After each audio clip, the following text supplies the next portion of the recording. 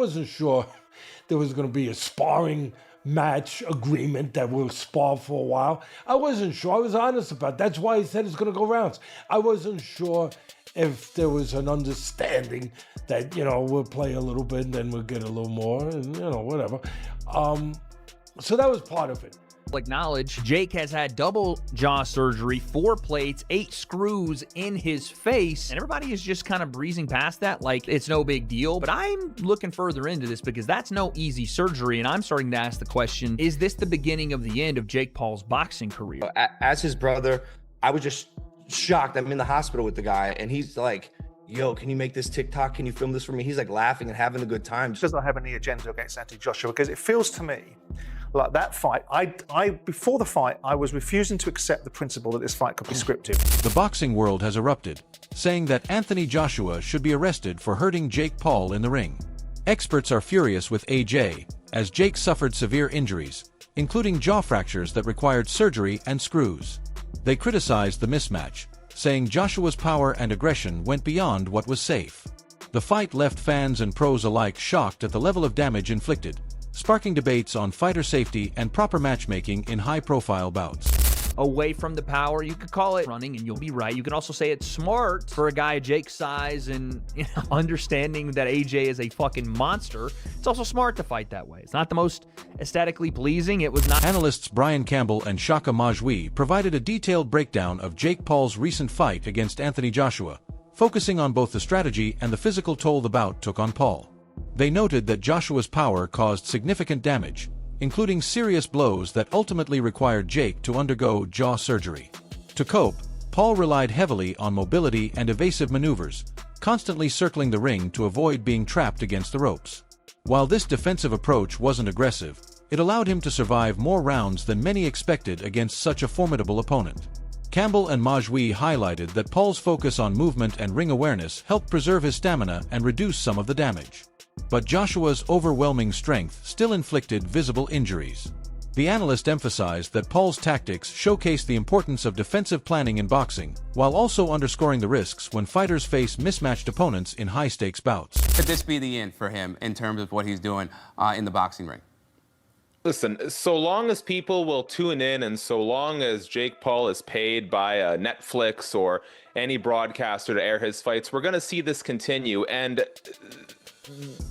Jake Paul knows his business model, right? Now, this deviated, this AJ fight, which came together kind of last minute after the Tank Davis fight fell apart. But we know Jake Paul's MO here. It's find the most popular guy with the most physical disadvantages for me to fight. And Jake Paul has the benefit that he's turned himself into a villain, or in the pro wrestling circles, a heel. People tune in to watch. We did not tune into this fight to see competitive boxing. Most of us tuned in because we thought, here's Anthony Joshua. Here's a 2-time unified heavyweight champion, a guy who physically just overwhelms Jake Paul. And we're finally going to get what Tyron Woodley and Anderson Silva, Nate Diaz were not physically fit, whether it be through their size, experience, or age, to do, and that is knock out Jake Paul. And so, because I don't really feel like we got that satisfying comeuppance that a lot of people have been waiting for, it kind of gives Jake Paul a little bit of mystique, I'd almost say, to still try and string this along. Now, I don't know in terms, he says he wants to be cruiserweight champion. I'm not quite sure what the competitive road there is, because let's make no mistake, the reason this fight lasted as long as it did is because Jake Paul focused exclusively on being elusive. He did his best, and kudos to him, right? He did a great job of not getting cornered. He was always on the gas until the gas sort of fell out from underneath him. And so I don't quite know, short of leveraging his popularity, how he's going to get to that title shot if he's not actually going to fight, like really fight an elite boxer. But if he's looking to make money, there's the KSI fight out there, there's the Tommy Fury rematch. There is ways for Jake Paul to... Former UFC champion Michael Bisping reacted strongly to Jake Paul's crushing defeat against Anthony Joshua, describing it as a masterclass in professional boxing. He highlighted how completely outmatched Paul was, emphasizing the precision and power behind Joshua's punches. AJ's combinations and uppercuts left Paul with virtually no room to move, exposing weaknesses in both his defense and strategy. Bisping pointed out that the broken jaw and repeated punishment Paul endured were a result of facing a much bigger, stronger, and more skilled opponent, something Paul had never encountered at this level. He noted that Paul's bravado and promotional hype couldn't prepare him for the technical and physical realities of fighting an elite heavyweight. While Paul survived the rounds, the damage and domination by Joshua underscored the gap between professional elite fighters and celebrity crossover boxers. Bisping concluded that the fight was a stark lesson in respect, preparation, and skill in the sport. My humble opinion, because I'm a big Anthony Joshua fan. Of course, I've been a supporter for the longest time. A rather lackluster, unmotivated Anthony Joshua that didn't look like he was being particularly nasty, right? Yeah, a lot of the time he was out of range, and okay, it is hard to land a shot on someone that's backing up and moving away the whole time. And there was a lot of times where he had him in the corner and he could have thrown a shot. And sometimes he was telegraphing his shots. And anytime he did go in to throw a punch, as I said before, Jake Paul would shoot in and turn it into a wrestling match. And even when he wasn't shooting in, he was clinching a lot. This is boxing, it's not MMA as we know. The referee should have done a much better job of getting in there and separating them much, much faster. As I say, it was the 6th round. I think it was the 4th round he got dropped twice. In the 5th round he got through it. In the 6th round, caught him with the jab, a glancing right hook. He goes down, and that was that. That was all she wrote, right? I did a live. There was about 9,000 people watching at one point. Nobody was particularly enjoying the matchup. Listen, okay? I respect both men. I respect anyone really that steps into the ring, okay? And certainly going up against Anthony Joshua, that was a tall task, okay? You know, metaphorically and figuratively, right? It was a tall task. It was a big job. It was a tough opponent. It was a mismatch, and it was, right? Jake Paul never worried Anthony Joshua once. He never rung his bell. He never caused any damage. He never had him worried. He never did anything. It wasn't a fight. It was a display of how long can Jake Paul last? Can he run away long enough to... After the blockbuster fight between Jake Paul and Anthony Joshua, both fighters were reported to earn around $92 million each, making it one of the highest-paying bouts in boxing history streamed globally on Netflix. However, Joshua's payday faced a massive hit due to taxes. Being a UK resident fighting in the United States, he is subject to both US federal taxes and UK international tax obligations, which could take roughly $66 million from his earnings. This leaves his actual take-home pay much lower than the headline figure suggested. In contrast, Jake Paul, as a US-based fighter, does not face the additional UK tax burden, allowing him to keep a larger portion of his earnings despite not winning the fight. The situation highlights how taxation can drastically affect high-profile international boxing purses and serves as a reminder that reported earnings often differ significantly from the money fighters actually receive. Has to pay, as you see here, a whopping $43 million. $43 million of his $92 million purse.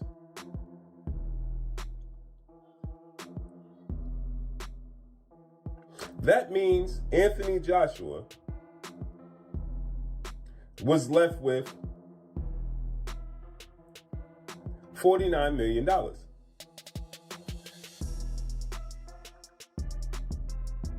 Right? Now, he also has to pay,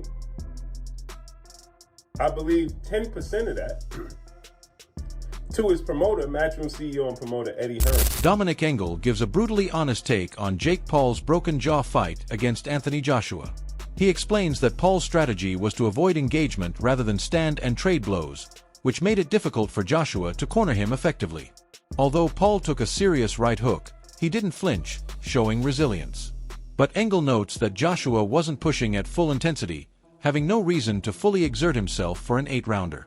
Jake's experience and level meant that a full-on attack by Joshua wasn't necessary to control the fight.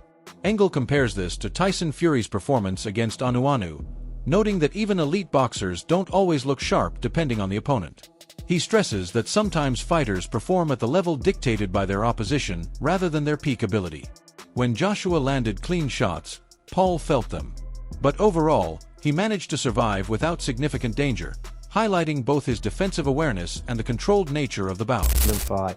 And AJ is not the best at closing people off, and it's hard chasing somebody down who don't want to engage. and then he tagged him every now and again. So does it look bad on him because there was one right hook that he took was a serious shot, but obviously he didn't flinch from it. But the fact not really, because you'll take into consideration that you can get. There won't be. Look, there'll be no way. Well, Anthony Joshua thought, if he hits me, there's a possibility he's going to hurt me. I felt a couple of shots early on in the fight. There's no way Jake Paul at the level he's at, and who he's boxed and what he's done, that he's, you know, and it's like AJ, like you say, he's got to have completely gone and be punch drunk for Jake Paul to beat him. After the last fight against Dubois, people think, well, his jaw's gone there, he can't take a shot. Of course he can take a shot. And it's weighing up the opposition, and he weighed up the opposition. And he's not going to be training like he trained for Usyk or for the big fights. He won't do that because they can't get motivated enough to do it. They'll do enough to do the rounds. What was it, an 8-rounder? Yeah. So, same again. So he did enough. He never looked in any trouble. It didn't look great, you know, but Tyson Fury didn't look great against Ngannou, did he? But who did he box after Ngannou? Was it Usyk? Exactly.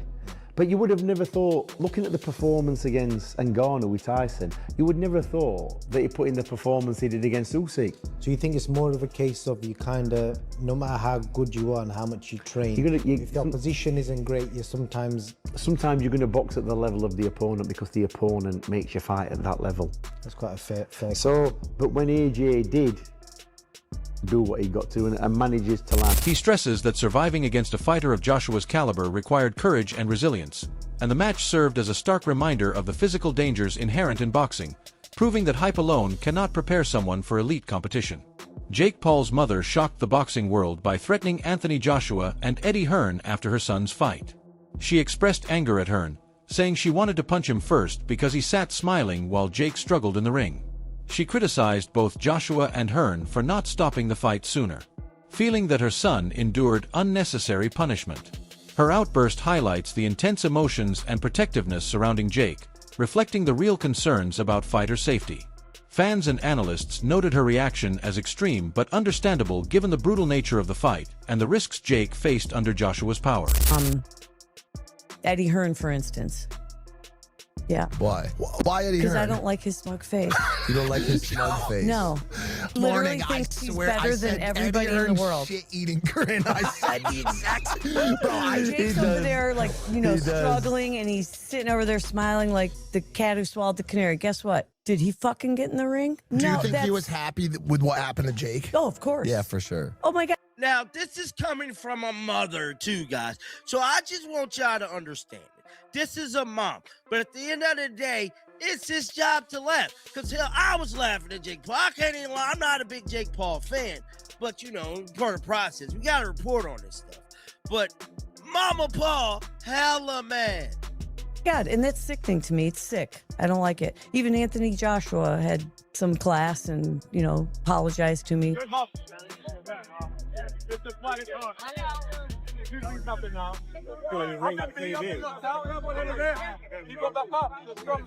Did he really? Yeah. He worked his way through the crowd and came up to me and said, "Mom, just know it's just boxing." In the aftermath of the fight, the spotlight shifted to Logan Paul, who appeared to confront and intimidate Anthony Joshua outside the ring. Meanwhile, Jake Paul was shown in the hospital, visibly in pain and recovering from the brutal knockout that left his jaw fractured. The contrast between Logan's confident presence and Jake's vulnerable condition highlighted the harsh realities of stepping into the ring with an elite heavyweight. Fans and analysts alike reacted to the intensity of the situation, noting that while Logan's actions drew attention, the real story remained Jake's struggle and the physical toll the fight exacted on him. AJ fighting Logan Paul would be more of a mismatch than Jake Paul. You know what I mean? Because at least Jake Paul has taken boxing or has trained with real boxing trainers in real boxes. Whereas Logan Paul, you know, he did that exhibition with Floyd, and Floyd's a little guy. Not saying a little guy can't thump, because Floyd really gave him some two pieces with no sides, right? But at the same time, you take his friend, Floyd's friend, Anthony Joshua, and get hit by him and see what happens. The same thing. Probably worse, because I think Logan, you know, he's a little taller than Jake. And because he's a little taller than Jake, he may think he's a little stronger than Jake, which I don't know which one's true or not. I don't think it makes a difference. But because he may feel that way, he may want to go in there and try to bang it out with AJ. And if that happens, it's going to be a lot quicker. See, that 6 rounds it took AJ to finally catch Jake. It took that way because Jake was on that bicycle, moving, being elusive, trying to come in and then come out. He tried to do a very poor man's Alexander Usyk, right? And it didn't work for him. Logan ain't gonna do that. Logan's gonna come in throwing punches and bunches like he did with Floyd, trying to get him in there and, you know, do all this stuff. And what's gonna happen as soon as AJ lines him up, sets his punch, he's gonna hit Jake and he's gonna break Jake down. He may break his jaw or face or orbital bone or something. Nose. Something is gonna be broken when it comes. Chris Algieri and Paulie Malignaggi provided a blunt and honest breakdown of Jake Paul's fight against Anthony Joshua, emphasizing just how devastating the bout was for Paul. They noted that the match ended with severe consequences, including a jaw broken in 2 places and lost teeth, underscoring the physical toll of facing a world-class heavyweight. Both analysts highlighted that Joshua's power and precision left Paul with little room to maneuver, exposing his defensive weaknesses. Algieri and Malignaggi stressed that this fight served as a stark reminder of the dangers of stepping into the ring unprepared against elite opposition. Their analysis painted a clear picture of the brutal reality Paul endured and the lessons for anyone considering similar high-risk matchups. Ngannou, like, yeah, he's got balls. Ngannou's got balls, man. He went out there and he tried to fight, tried to win. Jake Paul didn't try to win at any point during the fight. He was just trying to survive. I think that's actually ultimately going to hurt him with boxing fans. Yeah, what do you think, Paulie? I mean, you talked about the in and out kind of style, kind of hits and runs, and you said that A, it runs out your legs. He was exhausted a couple rounds into the fight, and B, it only saved him for so long. He doesn't have the boxing skills to box on the move anyway. Once I saw the big ring, I knew he was going to run for his life. When you're that much of a novice, which obviously it's not even an insult to him, it's just lack of experience, but when you're that much of a novice, you either know how to run for your life or fight all out. You don't have that in between yet. You haven't developed enough of that in between boxing acumen to really pull that off. And so what ends up happening? You're either gonna fight your ass off and you'll last a minute. Chris, you're being generous. Round 2, he would have got knocked out in round 1 if he would have fought. But at least he would have fought. He would have got the respect of the people and more importantly, the boxing community instead of these clowns that follow him and are still defending him. Now what happens is you didn't get any respect as a fighter. You didn't get any respect as a fighter because you didn't try to fight at all. If he would have, I was watching that through 2-3 rounds. I'm thinking to myself, this guy would do this for 8 rounds if he can. If he can do this for 8 rounds, absolutely not fight at all, absolutely not engage a single time in 8 rounds, he will actually do this. And he'll do it shamelessly. And that's the problem. That's the problem. The shamelessness of his approach to the fight. You're gonna be a fighter, then don't make an ass out of the whole sport, out of the whole business, and out of yourself first and foremost. Because in the end, what happens? You got his jaw broke anyway. So what ends up happening? What's the worst that's gonna happen? You're gonna get hurt, you're gonna get knocked out. You got hurt and you got knocked out anyway, but you just prolonged the inevitable and you got no respect out of it now because nobody's respecting that kind of performance. Nobody's respecting a performance where you were totally content to steal money from everyone by running for your life for 8 rounds. And if you could have not engaged a single time in 8 rounds, that's what he was trying to do. He was trying to pull that off. That's it for today's video. Stay tuned. Until next.